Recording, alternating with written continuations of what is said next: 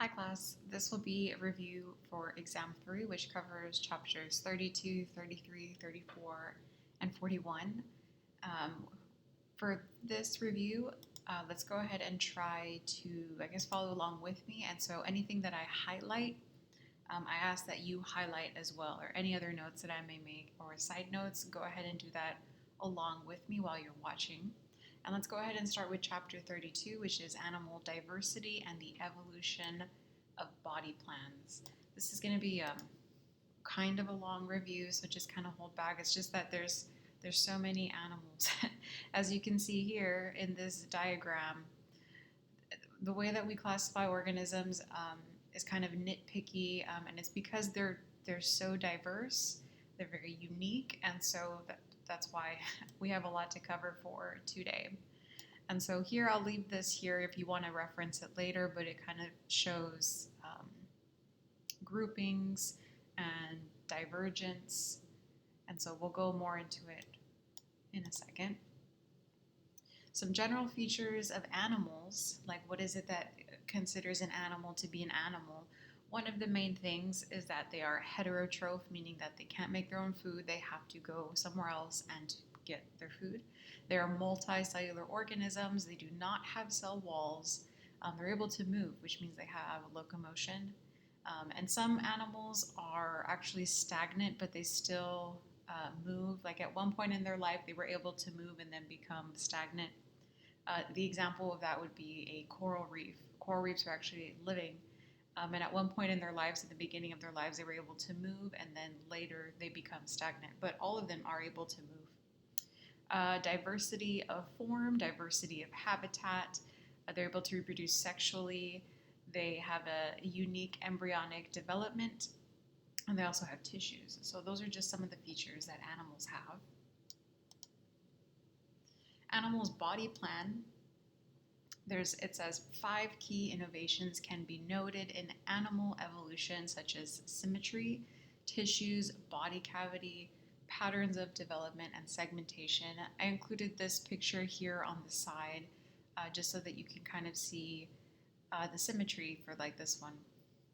So for a butterfly, you see that it has 2 equal parts. It's actually a monarch butterfly. And so if you were to cut it in half, we would say that this has bilateral symmetry. Same applies here.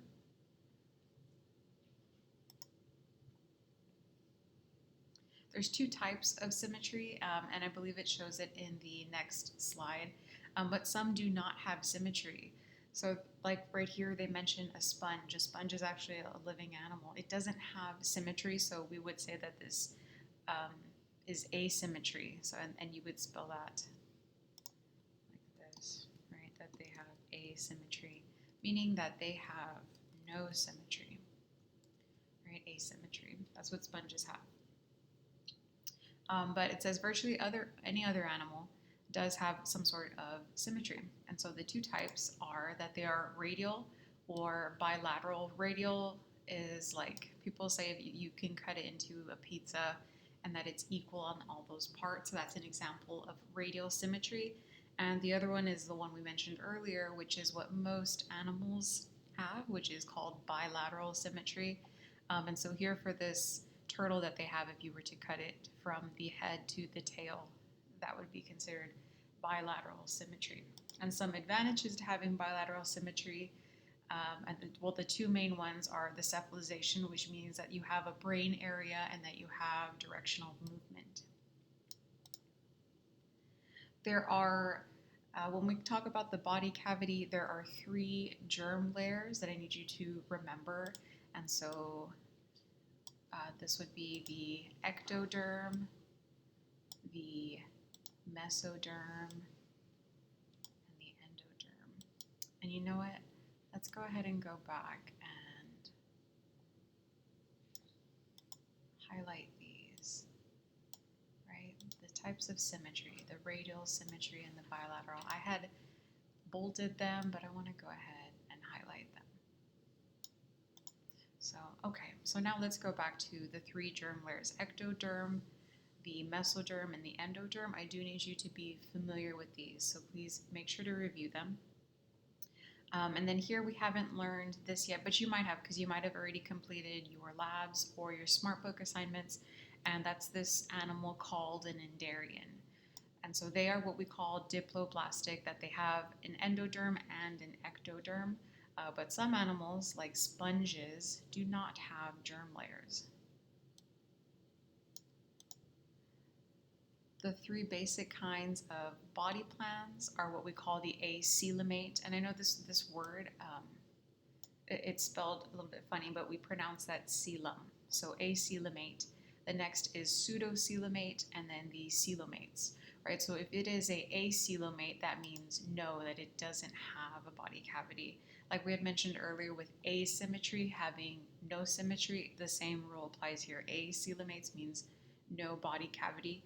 The pseudocoelomates, body cavity between the mesoderm and the endoderm, and then I included these photos here for you if you need to reference them. And the coelomates, we call them the coelom, right? Body cavity entirely within the mesoderm. And then they have an example of animals with each. The flatworm, this is called planaria, and then a roundworm, and the annelid, which is an earthworm. And then we're going to go over each of these phylums. So hang on tight. Typically, we have two types of circulatory systems. They have the open or the closed circulatory system. And this is for coelomates only. So if it is not a coelomate, they do not have one of these. Open circulatory system means that the body passes from vessels into sinuses, mixes with body fluids, and re-enters the vessels. If it is closed, the body moves continuously. The blood moves continuously through vessels that are separated from body fluids. Let's go ahead and highlight these. And then in the animals, we're going to distinguish which ones have open and which ones have a closed circulatory system.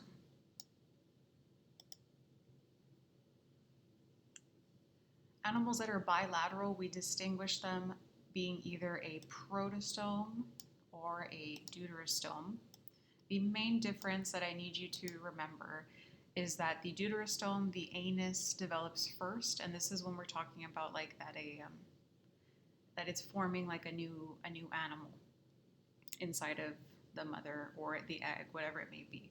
So deuterostome, the anus forms first, and so some people, I don't remember, I think it was a classmate, it might have been a coworker that had told me that their teacher had told them like the deuterostome, as in like poop, right? So like doo-doo as in poop, because the anus forms first. So I mean, if that helps you. I'm not even sure if that's how that's spelled, but it's possible. And the protostome is the opposite, where the mouth develops first, right? So we have some more differences between the protostomes and the deuterostomes. Up here, very important, and I'm not sure that I don't think I can highlight this because it's a picture, but it tells you which phylums are protostomes and which ones are the deuterostomes, so this is very important to remember. For the protostomes, these are going to be the mollusks, the annelids, and the arthropods. Mollusks would be things like octopus, squid, snails. Annelids would be like earthworms or other segmented worms. Arthropods would be your insects. This could be anything from even like a crab, a cockroach, a butterfly, anything like that. Deuterostomes, it has the echinoderms and the chordates. Echinoderms would be things like sea urchins and sea stars. Chordates would be things with vertebrae, which would be us. So we would be an example of a chordate. So they differ from their cleavage, the coelom formation, and the fate of the bladospore. For the cleavage of the protostome, it has spiral cleavage, and for deuterostomes, it has radial cleavage. So the difference is spiral, radial. For the coelom, I have it written here for you. It says when the coelom is formed for both of these, this is how they differ. So for protostomes, the cells move apart, which is right here, that the cells are moving away from each other. And for deuterostomes, the group of cells pouch off to form a coelom. So they kind of go upward, these red ones up there. So that's the difference between there for the coelom formation. And the fate of the blastopore, it says here that the mouth will develop from the blastopore, and then over here the anus develops. So the anus develops first. Over here it's the mouth develops first. We've gone over taxonomy before, and so I wanted to include this picture just to refresh your memory. When we're going to classify animals, this is the system or the hierarchy that we use: the kingdom, phylum, class, order, family, genus, and species. We're mostly going to be covering different types of phylums, right? Different, and which we had mentioned them up here, right? So all of these are phylums: mollusk, annelids, arthropods. These are phylums, and so those are the ones that we're mostly going to cover. You will see a few like classes, or even like subclasses, but mostly it will be phylums, and that's what will be on your test. Okay, so let's go ahead and start. There are some animals that are actually neither a protostome or deuterostome, and so this example would be like a sponge. If you notice from this slide, you don't see the sponges here. So sponges, the phylum is called Porifera, and it's not there. So there are some animals that actually do not fall into the protostome or the deuterostome. The other one would be the cnidarians, and so we'll go over them shortly. But let's see. Let me go. This also shows you more of the phylums. There's that word phylum, and we went over some of these. We will go over platyhelminths. We will go over Nematoda, Annelida, Porifera, Echinodermata, Cnidaria. We won't go over that one. So we will not go over all of them, but we will go over as many as we can because, as you can see, it is a lot. Phylum Porifera is what we call the sponges. And so there's actually quite a few of them. It says 26,000 marine and then 150 freshwater species. It says among the most abundant animals in the deep ocean. And so we don't really, I know most people don't really know much about sponges, myself included. And it is kind of cool to see them. Like when you see this, like they're quite beautiful. They have these vibrant colors, but they don't really move the same way that other animals do. We kind of consider them to be a little bit, I guess, a stagnant animal. But they are actually an animal. They're multicellular. They are heterotrophic, like we mentioned earlier. They do release sperm, but there's some things about them that are unique, such as like that they lack symmetry. They are asexual or sexual. By asexual, they can split apart and grow a new sponge from that, or they can actually like release their sperm. And I had looked for a video for you guys so that we could kind of see that. So let's go ahead and take a look really quickly so you can see. So this is the sponge and it's releasing sperm.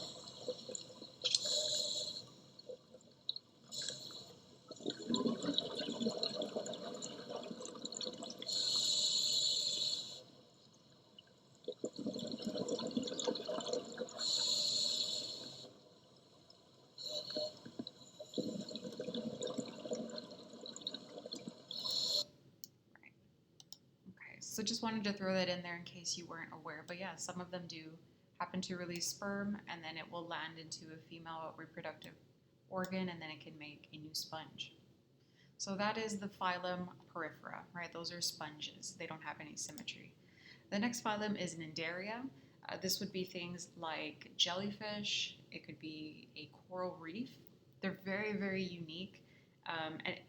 They are fascinating just because they are so old, right before dinosaurs, I'm assuming. They're so old, yet they're still here, and they're such basic animals. They don't have a lot of systems. Right here it says that they don't have a reproductive system, they don't have a circulatory system or an excretory system. They're just kind of these like floating animals, and we don't even really know how they work. I'm sure you all have seen photos of them. Let's see if we can find right. right? Like these are photos of them. They're like clear. So how do they even function? They're still alive. Very unique animals. So again, these are not protostomes or deuterostomes. Neither are the sponges. Um, Extremely unique animals, but they've been able to survive because obviously what they're doing works for them. So it's when it talks about digestion right here, it says digestion takes place partly in the gastrovascular cavity. Cells engulf fragments by phagocytosis. So it's just saying, so like an animal in this shape would just engulf the food. The food is digested with probably digestive enzymes, and then it just spits it out the same way that it came in. So there's two body forms for Cnidarias. You can have this one, which is the one that we're most familiar with. This is called a medusa, and the other one is called a polyp. And so these are typically the ones that are a little bit stagnant. They will find an area and then become stagnant. So, but those are the two body forms, the polyp and the medusa. And that's again Cnidaria. Should I highlight the phylums? I mean, I'm not sure. I would hope that you all are going to do that. So if I do not remember, please make sure that you are highlighting the different phylums. But man, it's really cool animals. Cnidaria. Okay. Here's a picture of a sea anemone. I know you all like those. People that have watched that movie, Finding Nemo, you can kind of see. You don't need to know these specific classes, but I just wanted to show you different types of Cnidarians. We've got the box jellyfish. Portuguese man of war is the one that we have here at South Padre, and I'm sure y'all have seen those before. And then so let's go and move on to protostomes, which is chapter 33. So these are animals where the mouth develops first. There's different clades. And so here we have the protostomes and the two different clades. The flatworms we mentioned earlier, so platyhelminths, these are called the flatworms. Let's put here phylum.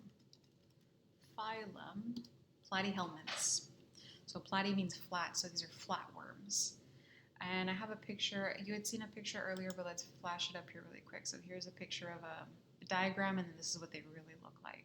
So they have the kind of similar to the jellyfish. It says that they have only one opening to digestive cavity, meaning that the food goes in and then the waste comes out the same way. So right here they have a diagram of the mouth. So the food will enter the mouth, and then once it digests it, it comes right back out in that same opening. It says here that most of them are hermaphroditic, meaning that they have both the female and male reproductive organs. They're simple, the same thing, no circulatory or respiratory system, but they have a complex reproductive system. Some common ones you will see these if you have ever gotten a drop of water from a canal, a pond. I mean, trying to think what else. I guess a river.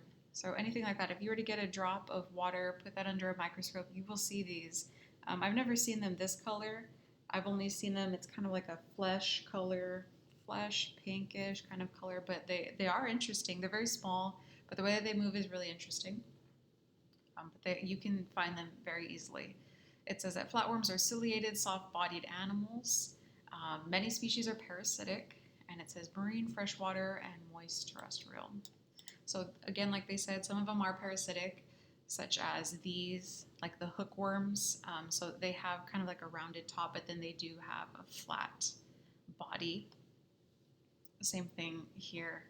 Those are kind of hard to look at. So I have a question for you. Which invertebrate animal do you think is likely to be the most intelligent? So an invertebrate animal is something that does not have a vertebrae, also known as like a backbone. So out of all the animals that you can think of, an invertebrate that is probably one of the most intelligent animals. I'll give you a second to guess.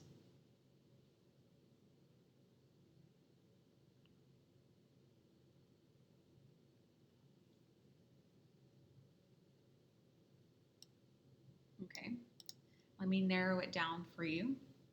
So it is in this phylum called Mollusca. So out of the pictures that I've got for you here, which one do you think it is?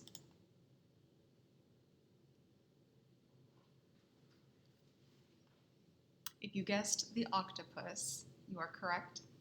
So the octopus has a huge head. It has a really, really big brain. They're known to be problem solvers. Um, they have a beautiful way of camouflaging, and I've seen video like documentaries on these animals where they put them in tests, and so they are able to figure out like what do you call it, like a maze. They put them in a maze and they are able to like figure it out. They also remember things, so if they go through a maze 2 or 3 times, they remember which way to go. They remember the obstacles and how to get through them. They're highly, highly intelligent animals. And so I also wanted to show you a video on them. Well, not really a video, but just a clip of them. So this shows you how well they can camouflage. And I'm not sure about the volume. It might be too loud. Let me lower it a little bit. In the next scene, you're going to see a nice coral bottom. And you see that an octopus would stand out very easily there if you couldn't use your camouflage, use your skin to change color and texture. Here's some algae in the foreground and an octopus. Isn't that amazing? Now Roger spooked him, so as he took off, a cloud of ink lands, and when he lands, the octopus says, "Okay, I've been seen, best thing to do is get as big as I can get." That big brown makes his eye spot very big. So he's bluffing. Let's do it backwards. I thought he was joking when he first showed it to me. I thought it was all graphics. So here it is in reverse. Watch the skin color. Watch the skin texture. Just an amazing animal. Can change color and texture to match the surroundings. Watch him blend right into this algae. 1, 2, 3. And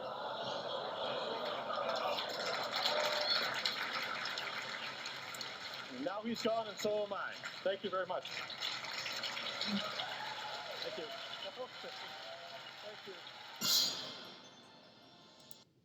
a great video. If you have a few minutes, I do recommend that you watch that. But back to the phylum Mollusca, they're amazing, super amazing animals. Most notably, the octopus is very intelligent, the most intelligent invertebrate. And we're still learning a lot about these animals. They are diverse. We have an octopus here. We have like a sea slug. These are called like nautilus. And I'm not sure what this is, but this looks like a bivalve.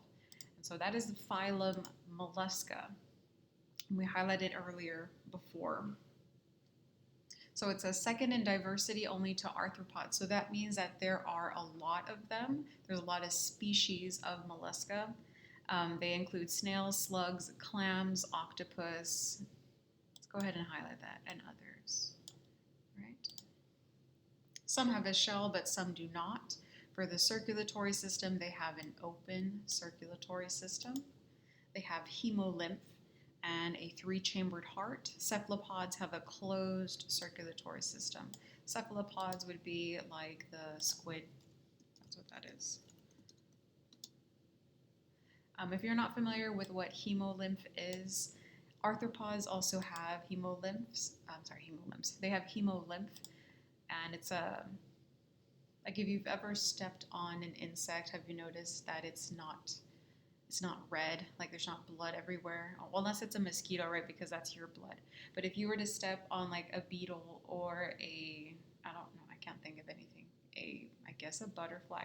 It's not red. It's a different color. It's like a greenish yellow. That's because it's not blood like ours. It's what we call hemolymph. So it's a little bit different, but works in a similar way. The different classes of mollusca, it says that there are 7 or 8 recognized classes. 4 will be discussed here. And so I'm not gonna have you remember these unless I really do highlight them, but just kind of be familiar that there are different classes. We mentioned the octopus and how he is a very, very smart, or she, problem solver. We have snails. So one thing to remember is that they are both marine and they can be terrestrial.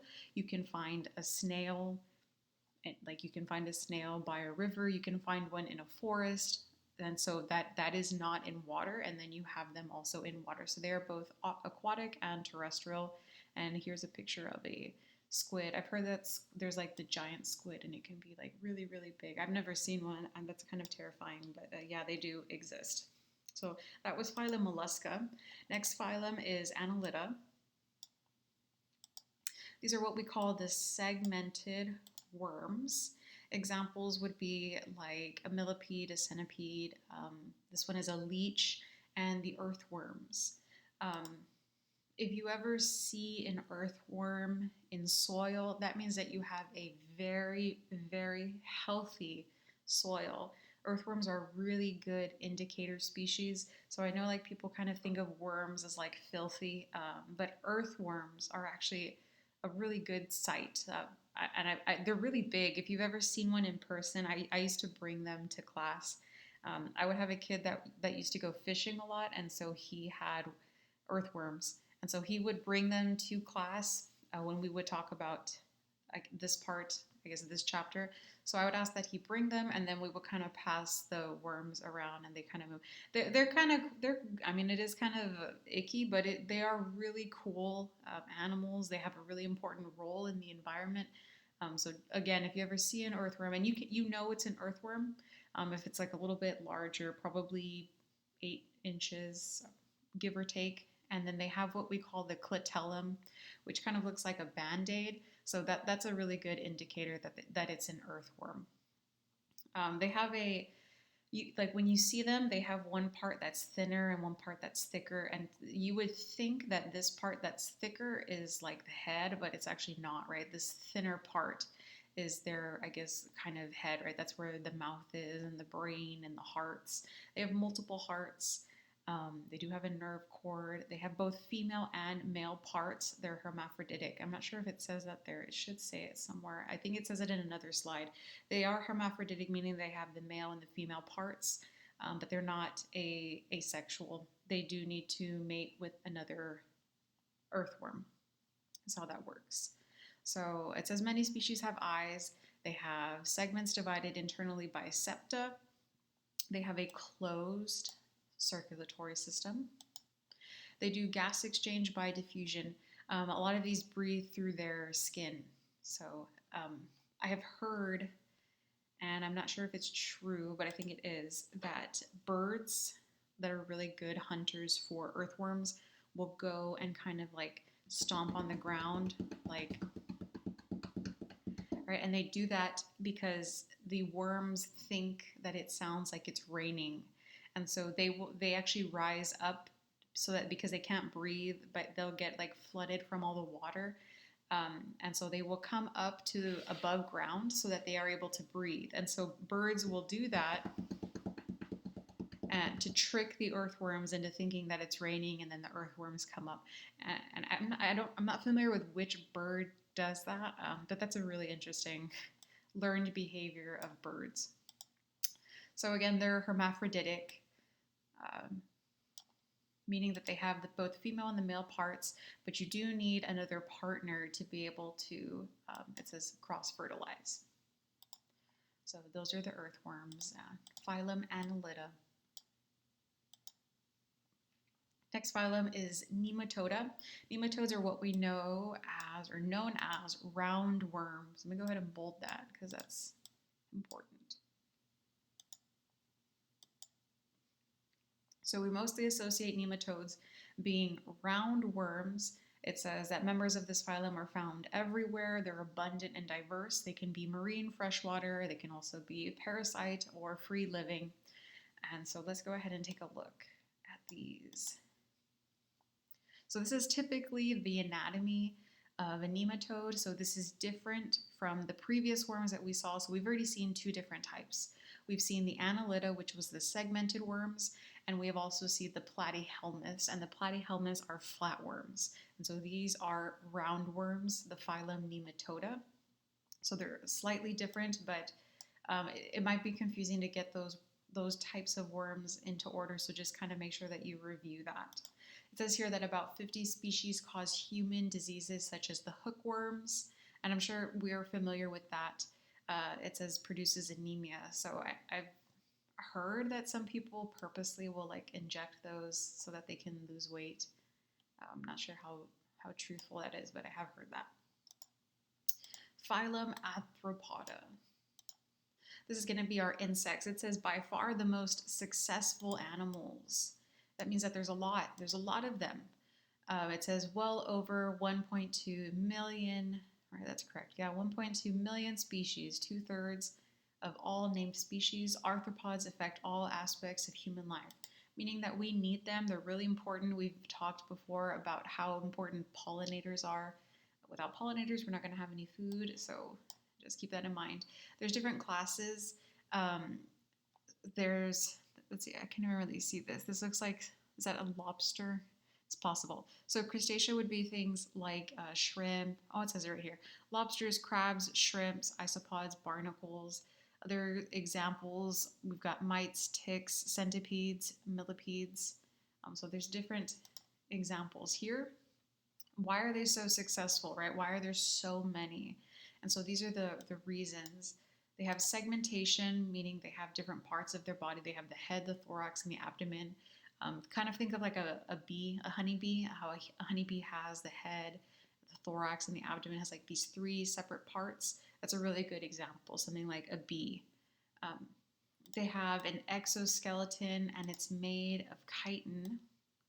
So chitin is like a it's like well, again, like we mentioned earlier, if you step on an insect, I feel bad. So but if you step on an insect, it's like this crunchy kind of sound. That's the exoskeleton. It's made of chitin. It's actually acellular, meaning that it's not living, meaning that if you were to step on the animal, it cannot regenerate its exoskeleton. Like for humans, like our skin cells are living. So if we were to cut our skin, those cells start to undergo mitosis and like regenerate it, right? It's regenerative. For these animals, the exoskeleton is acellular. So if you hurt that animal, it's not going to make it, most likely. And so I think in the next slide, it kind of tells you how it is that they're able to grow if they have this acellular exoskeleton. They also have jointed appendages such as the antenna, mouth parts, or wings. Wings is actually a really big success for this animal, right? That they're able to fly. Maybe it doesn't mention it in here. Let's see if I can. 1 second. Maybe I missed it. Ah, there it is. There we go. Molting. Right. So how is it that they're able to grow? If they have an exoskeleton, they molt, meaning that they can like come out. Let's go ahead and Google that. I think that you all know what that means, but let's see. Crab molting. Let's find a picture really quickly. Is that a good?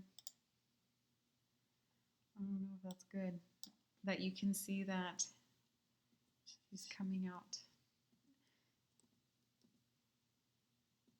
They all just look kind of the same, but really what happens is like they have their old, what we call their skin, and they're able to come out of their skin. I'm sure you all have seen insects do this, but yes, so arthropods are the ones that are able to do molting. For their circulatory system, they have an open circulatory system. We mentioned that they have the hemolymph, right? So that they do have an open circulatory system. They do have a nervous system. Some of them have gills, which is kind of unique. Some tiny arthropods lack any structure for gas exchange, but a lot of them do have what we call a tracheal system, and they have these holes on the side of them, which is called the spiracles. And I have a photo for you here. So this is their tracheal system. This is how they're able to do gas exchange. Essentially, this is how they breathe. And so they have these little holes on the sides of their bodies. And I've heard like if you were to buy Raid, which is the spray that you spray on insects to kill them.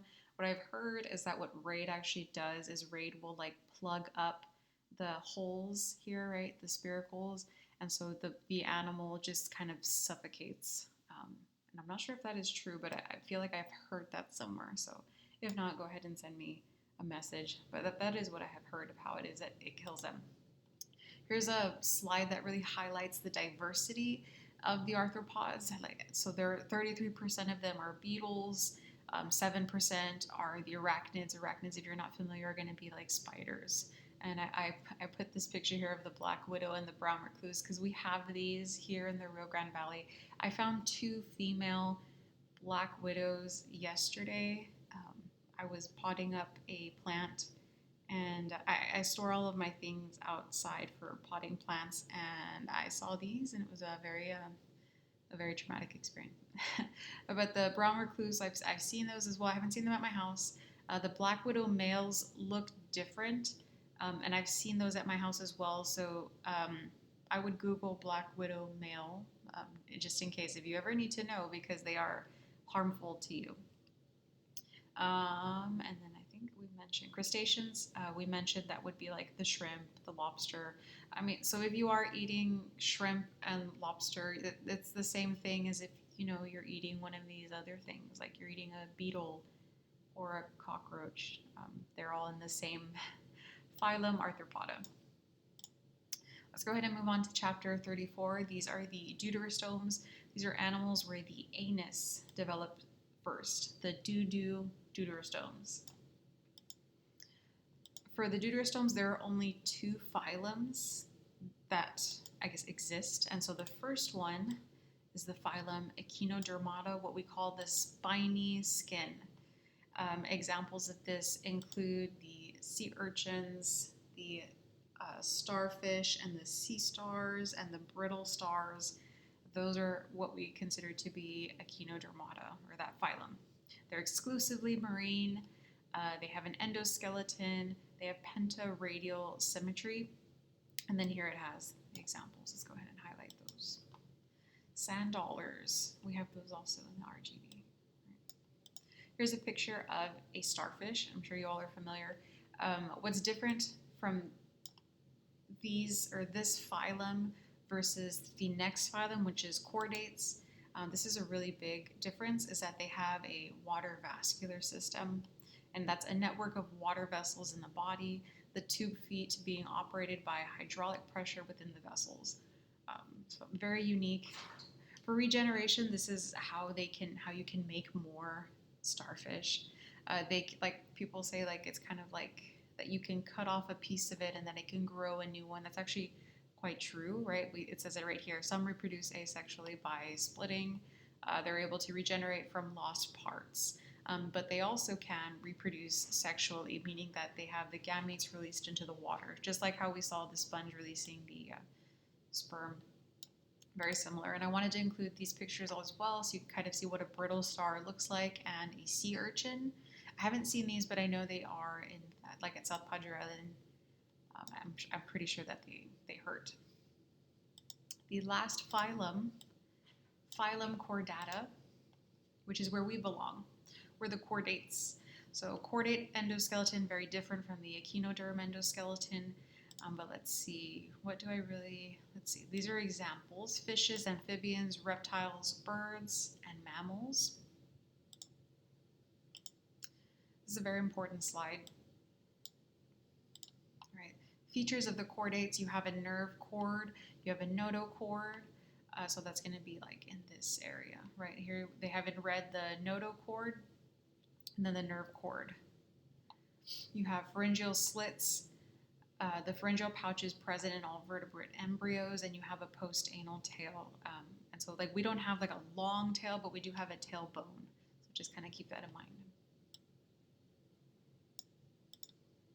Vertebrates.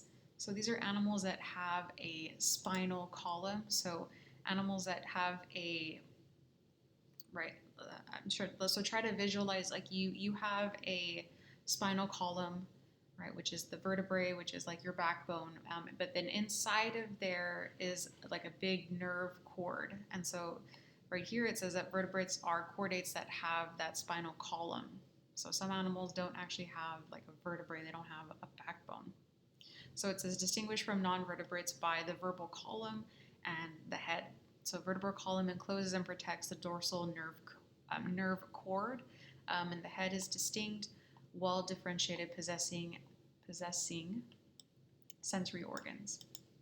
The history of vertebrates, it says the first vertebrates appeared in the oceans about 545 million years ago. Also, I don't think we had mentioned it earlier. I didn't see it in a slide. Yes.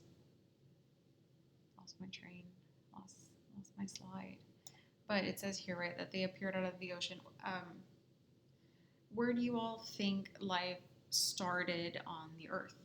And if you are thinking the ocean, you are correct. All life started in the ocean. We did mention that in a previous chapter, but I just wanted to reiterate that just to make sure that we are aware. So like cells, when we were talking about like the Miller-Urey experiment in a previous chapter, life started there in the ocean.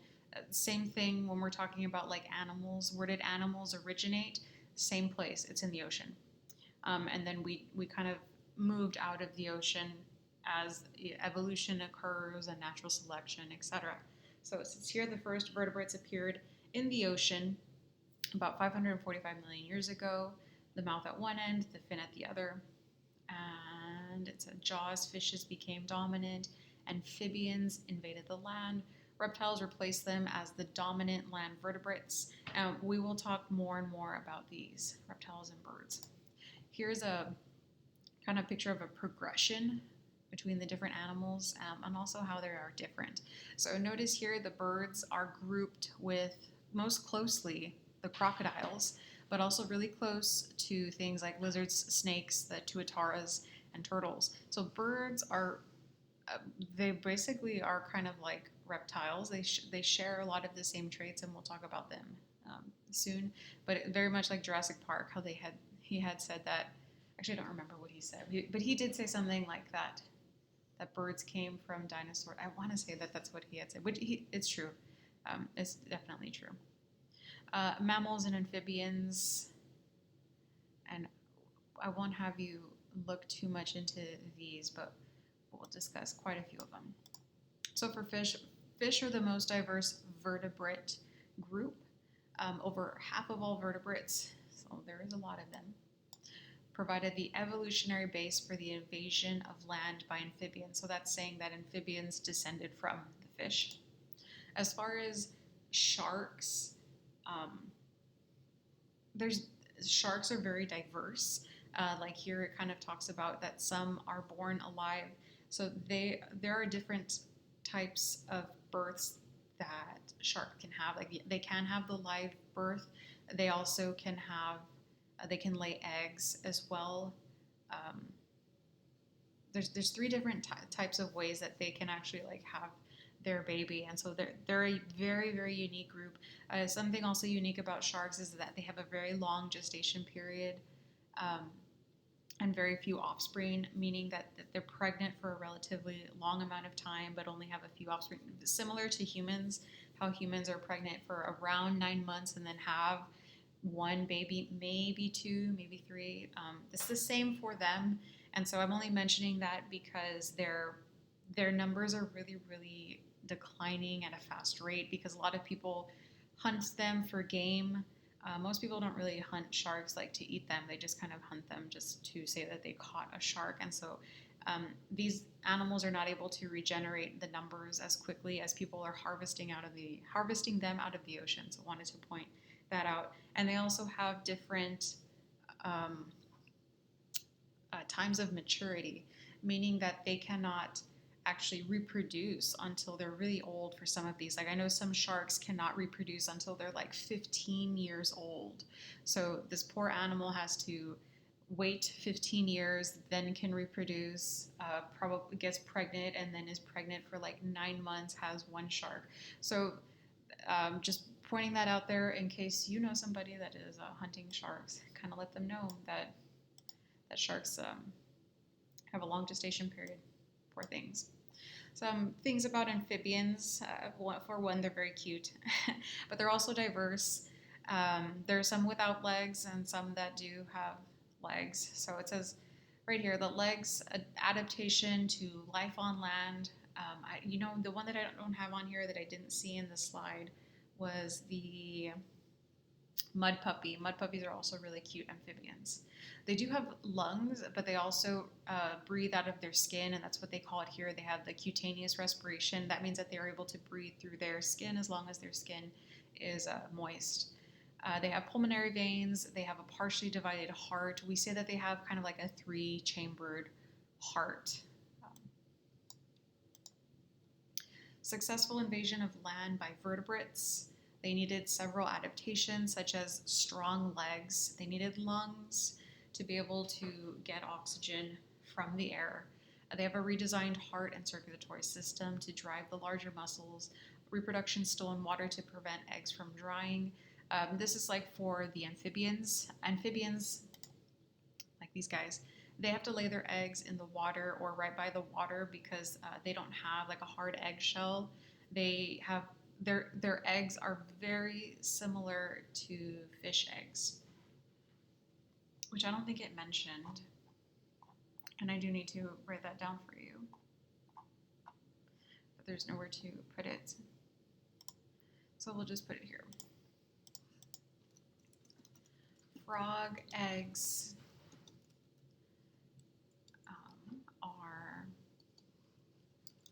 resemble fish eggs, right? And we say that again because they have to lay them in the water or really close by the water to prevent them from drying out. Animals like a turtle, or like a tortoise or a turtle or a bird have a hard eggshell, and so they don't rely on the water to lay their eggs. System to prevent the whole body from desiccating. Just to let you know, that would be something like scales. But for amphibians, they don't have scales, so you always have to keep a frog really close by the water or else he will dry out, poor thing.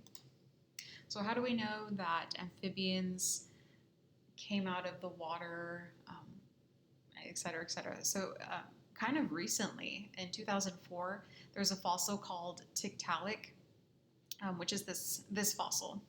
So this is the fossil that they found, and this is what we call a transitional fossil, so that we can see, it says here, right, the halfway between a fish and the earliest four-legged land animal. And so they actually found it really north up here, and it was in 2004, and so it was a really unique animal. They had never seen anything like that because he actually had limbs that were strong enough to be able to support him. Also, this up here is kind of like a I don't know what we would call it. So, this is not really him, right? This is like a representation of this fossil if it were to be alive today, which it's not. This is an extinct animal. But it had gills, scales like a fish, but a neck like an amphibian. It's a shoulder, forearm, and wrist bones were like those of amphibians, but at the end of the limb was a lobed fin rather than the toes of amphibian. So very unique animal, Tiktaalik. I know there's a lot of memes about this guy. If you've ever been on Instagram or Twitter, you might have seen the Tiktaalik diagram. That's, well, now you know what it is, Tiktaalik. Crocodiles and birds, this says that they have a really close relationship, meaning that they share a lot of the same traits, like that they both have a 4-chambered heart. Other reptiles do not have a 4-chambered heart, like lizards, turtles. They don't have a 4-chambered heart, they have a 3-chambered heart, but for some reason the crocodiles have a 4-chambered heart.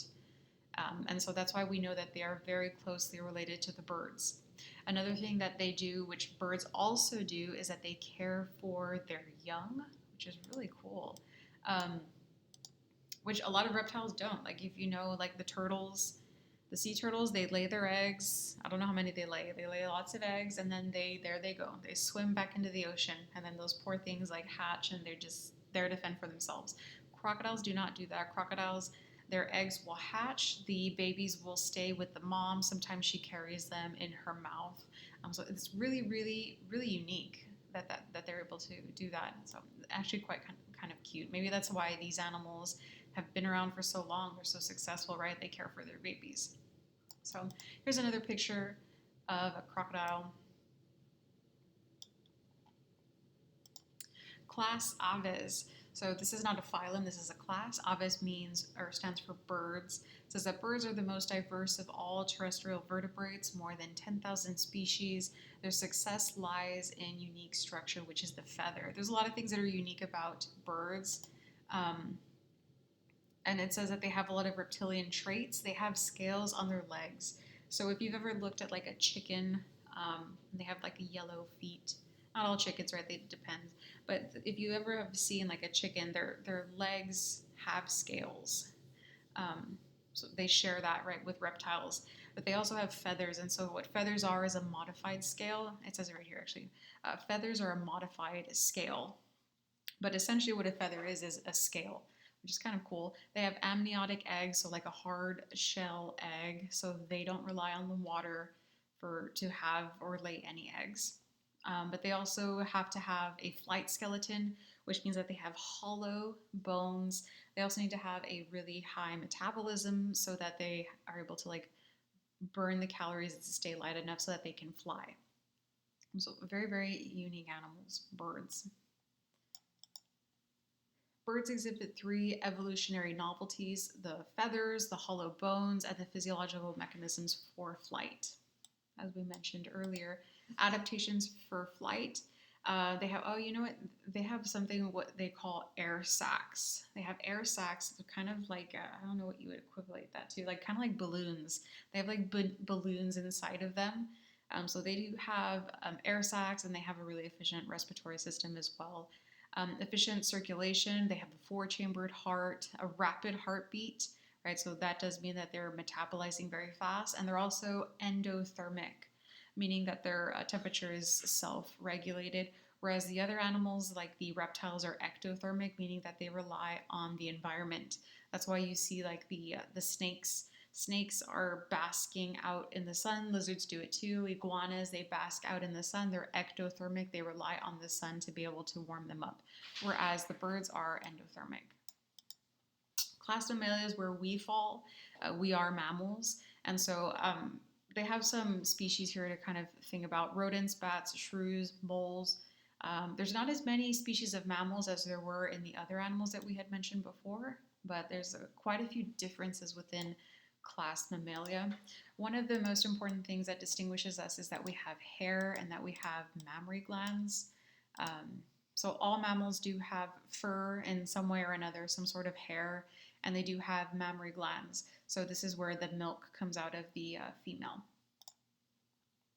We're endothermic. We also have a higher metabolic rate. We have a 4-chambered heart, which I'm sure you all do know that. We have a diaphragm, and then a placenta in most mammals. These are really unique animals, monotremes. Let's go ahead and highlight them. Such cute animals. Look at that. How could you resist? So very unique that these lay eggs. They lay eggs, but they're still considered mammals. The platypus has some really unique features about them. I know they have a venomous spur. I think it's like their back claw is able to inject venom. If you've ever seen a video of the platypus, the way that they hunt, what they do is they will get their beak and kind of like move it around in the rubble, like rocks, and then animals will kind of move out from there because of the vibration, and then the platypus is able to go and eat whatever it is that he was hunting for. Really unique about these animals also is that they have a cloaca, which wasn't mentioned in the other slides. What a cloaca is just one hole, that there's one hole for basically like, for pee, poop, and for your baby. It's all one hole. Same with birds. Birds have a cloaca. Reptiles have a cloaca. There's just one hole. Whereas for like the humans have one hole for feces and one for pee. For females, right, you have the hole for the pee, but also you have your reproductive organs there. So, right, but for a cloaca, it's just one hole. There's only one hole for everything. Feces, it says they're here. Feces, urine, and reproduction. They lack well-developed nipples. There's only 3 species of these guys. I know the platypus is in Australia, and I'm not sure about this guy, Echinda. Marsupials.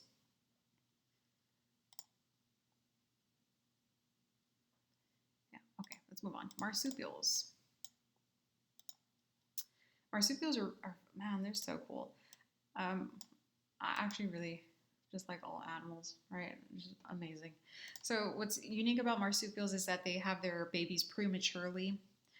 That's an evolutionary, I guess, adaptation that these animals had and that they benefited from, and so that's what they do. So like this, kangaroos, by the way, are really large. So a kangaroo, she will have her baby, and it's really, really small. Same with the possum. They have their baby, and it's really small, and it's not completely developed. And so what she will do is she will have her baby, and then she will put her baby in the pouch. Same thing for her.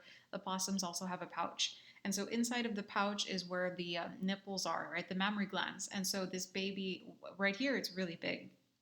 But when they're really small, the baby stays in there. It's nice and warm, and then they're able to nurse from the mom. So that's where her nipples are.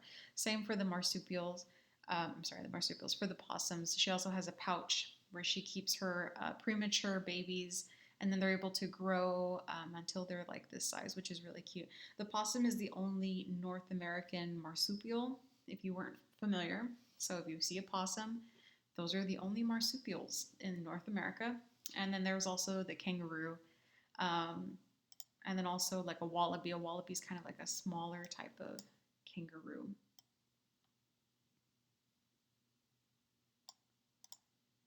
All right, we have what we call placental mammals, produce a true placenta that nourishes the embryo through its development, meaning that the baby stays in there for the full time, right? Like us, like for humans, the baby stays in there for 9 months and is getting all the nutrition to the embryo until it fully forms. There's 2 examples for you to look at, a dolphin, and then we've got a lion. Moving on to the evolution of humans. They have it included in this chapter, which is kind of cool. So, for the evolution of humans, we have right here on the bottom, it says millions of years ago. And for us, we are Homo sapiens. And so, right here, you can see when it was that we actually formed, and it says that it was less than 1 million years ago. So, kind of interesting. And so, it says modern humans first appeared in Africa about 60,000 years ago. Sorry, 600,000 years ago. Yes, that coincides. So, but yeah, we did come out of Africa and then migrated from there. So, kind of interesting. It says that 3 species are thought to have evolved, and then they have the 3 different types. I know a lot of people are interested in like Neanderthals. So, we didn't actually come from Neanderthals, but they are related to us. But there's us, the Homo sapiens. We're the only ones that survived. There's really cool documentaries if you ever want to see like how it was that these guys over here, how they didn't make it, but we did. Um, really kind of interesting. So if you are interested, you can go ahead and look at documentaries on that. Our last chapter, and I know this is quite long, we're almost done. Our last chapter is chapter 41, the animal body and principles of regulation. Let's see if we can get through this relatively fast. So for the vertebrate body, there are 4 levels of organization, which is the cells, tissues, organ, and organ system. This is discussed, I believe, in 1406 when you all took the first part of biology. You should have gone through this already. The 4 levels of organization for vertebrates: cells, tissues, organs, and organ systems. It says bodies of vertebrates are composed of different cell types, and humans have 210. Some examples of cells, and then you have lots of cells put together, which is what we call tissue. And then if you keep going up, then you have an organ, and then you can have an organ system, and then you can have an organism, right? But so this system that they're specifying is the circulatory system. There's different types of tissues. For example, there is what we call the epithelial tissue, and they can come from any of the 3 germ layers. So classification of epithelia, We have either simple or stratified, and then you can kind of keep going into different shapes. So they can have squamous or the cuboidal or the columnar, and I will show you those in the next slide. So if you have these like squished ones, right, we call that squamous. So squamous is like squish. So these are flat, irregular shaped cells. Cuboidal would be like a cube shaped, and then the columnar is like a column. So those are the three types of epithelial tissues, and then here they specify where you could find some of them. For connective tissue, we have like loose or dense connective tissue, and there's also special connective tissue such as cartilage, bone, and blood. So most people are not familiar with blood being actually like a connective tissue. So that is very interesting. All have abundant extracellular material called the matrix, and then here it says protein, fibers, plus ground substance. So here are some examples. For the blood, I'm not sure if it mentioned it. I think it does in the next slide. Yes, it does. So, but these are the types of connective tissue. You have cartilage. So cartilage, I'm sure y'all are familiar, like your ears don't have like bone. Your ears have cartilage, so does your nose. And then things like bone would be like the kneecap. A kneecap is bone and not cartilage. And then you have the connective tissue, which is blood. So blood is what we call the extracellular fluid matrix. So let's go ahead and highlight that. So they really do want you to remember that. For bone, bone cells, we call them osteocytes. And so bone tissue is actually really kind of interesting, but it says here osteocytes remain alive in a matrix hardened with calcium phosphate. And then you have the different types of red blood cells, white blood cells, and the platelets. For muscle tissues, they have three different types. You have the smooth, skeletal, and the cardiac. And so really what I need for you to remember is like tendons and ligaments. So let's go ahead and highlight those. I'm going to highlight this whole one down here.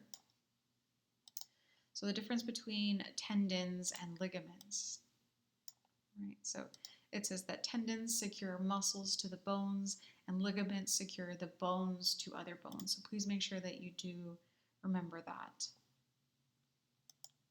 Nerve tissue is really interesting, most notably like neurons. Neurons are fascinating. And so neurons is how you're able to kind of react, like it sends signals is what it does. Really interesting how that actually works. And so I have a photo here, but before I go to that photo of a picture of a neuron, let's kind of go over each part of it. You have what's called a axon, which is it conducts the impulses away from the cell body. You have the dendrites conduct electrical impulses towards the cell body, and then you have the actual cell body, which has the nucleus. Right, so you can have signals that are sent from neuron to neuron to neuron to neuron to the brain, and then from the brain it sends it back to each neuron to whatever it is for you to react. And so that's why when you a really common example is like if you were to touch a hot surface, like if you were to accidentally touch the stove and you didn't know that the stove was on, you don't have to think about it. You're not like, oh, should I remove my hand? No, like it's an automatic reaction. And so that is from the nervous system. It sends a signal to the brain for your hand to be removed without you having to do it. It's kind of, so we call that like a non-voluntary reaction, which is actually really interesting. It's how your body's able to save itself. And then lastly, I just wanted to show you the systems.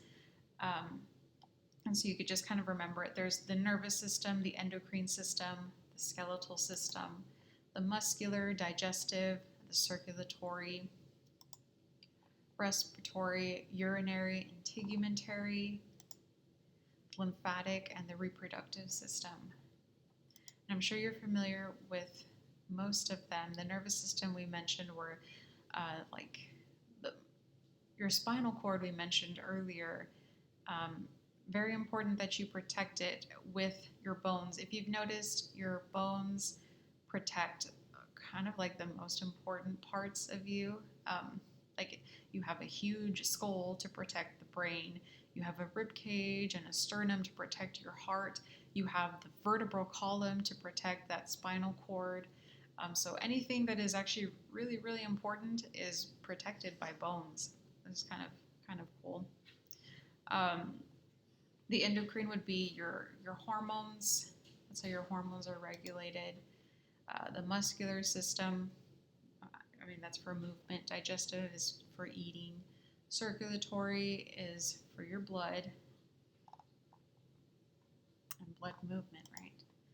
Respiratory is for breathing, and then your urinary is the excretory system. And tegumentary is, I'm sure you all know, that's the largest organ in your body, your skin, right? Your skin is the largest organ in your body. And then lastly, you have the lymphatic and the reproductive system. And so that is it, guys. Those are all of the slides. Thank you so much for staying with me through this. And I really hope that this was helpful. And I hope you all have a good rest of your day.